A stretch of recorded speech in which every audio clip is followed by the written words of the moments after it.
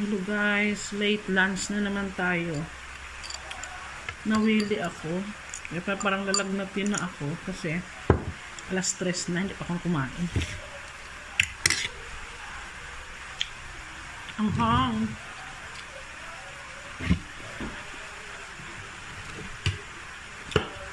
Nawili kasi ako.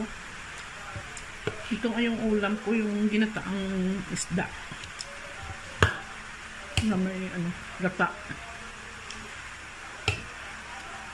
Kaya minsan tumataba ako dahil laging late ang kain ko, saka sobrang sobrang dami ng kain ko.